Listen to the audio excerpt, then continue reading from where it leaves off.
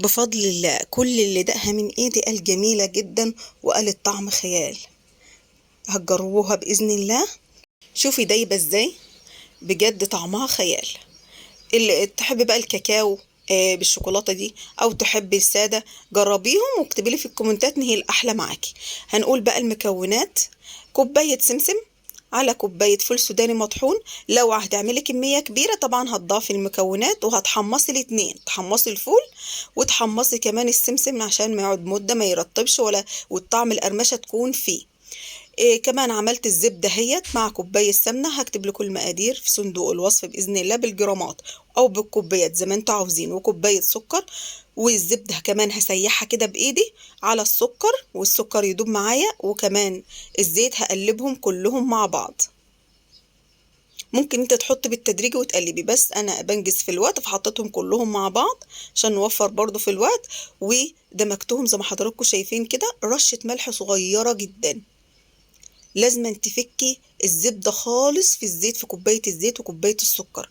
مانيش عايزة الزبدة تبقى متكتلة، انا عايزاها تبقى دايبة خالص. وحطينا كوباية السمسم بالمنظر ده. بعد ما نقلبها خالص واحس ان هي اتغلفت، هنحط كوباية الفول السوداني المطحون. هتبقى مقرمشة معاكي وطعمها تحفة، بجد طعمها حلو جدا. هجيب بقى كيس فانيليا. كيس فانيليا عندنا هو هنحطه وهنقلبه برضو نفس الحكاية، علشان انا مش عايزاها، انا عايزاها ريحة بس، لغاية ما تحس ان هي خلاص ما عادش ظاهرة. هنجيب كيس بيكنج باودر، كيس كامل بيكنج باودر، وهنحطه كله وهنقلبه برضو في المكونات لحد ما احس ان خلاص ما عادش ظاهر. اهوت بقلبه كويس جدا، حلو خالص. هتكوني نخلة دقيق. الدقيق انا مش عايزه اقول لك كام دقيق، لان تبع نوع الدقيق هيشرب الزبده والزيت قد ايه مش عارفه، فانت اللي تحددي بايدك. يعني لما تلاقيها متماسكه وحلوه خلاص تمام. هنحط يجي كده 5 كوبايات دقيق على الكميه دي كلها بالمنظر ده. وممكن ياخد معاكي اكتر، تبع كميه الدقيق بيمتص السوائل قد ايه. خلاص تمام. هقعد اقلب فيه لحد ما احس ان هو خلاص تماسك مع بعضه. وما تحطيش برضو دقيق كتير عشان ممكن يفرق معاكي وما تجمعش، فانت بتحطي كوبايه بكوبايه. لا انا حاسه ان هو وانا بمسكه كده جمعت اهيت، بس برضو حاسه ان عايزه شويه زيت.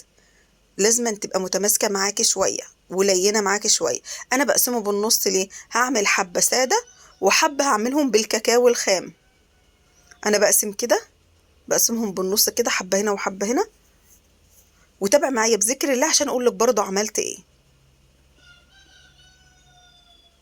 انت وصلت لغايه هنا، جزاك الله كل خير. عمليه تعليق حلو منك وزيك كده، وما تنسيش الاشتراك في القناه. خلاص جمعت اهي وبقت جميله. لو انا لفتها في ايدي وفركت وفرفطت كده، يبقى ده عايزه ناقصه شويه زبده او شويه زيت. اللي موجود عندك ومتوافر حطيه. بصي لو شكلها بالمنظر ده زوديها ان شاء الله، وفركت معاك اهي. زوديها ان شاء الله شويه زيت.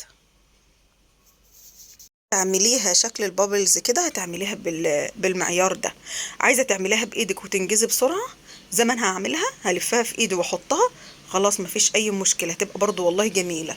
بصي بقى انا بعملها ازاي. انا بجمعها في ايدي الاول بالمنظر ده والينها، وبعد كده بلفها كور في ايدي. هعمل كلهم بالمنظر ده، هلف كور كور واحطهم كده، وبعد كده هجيب صينيه واحط فيها الكور كلها اللي انا عملتها واظبطها كده وانظمها واحطهم جنب بعض.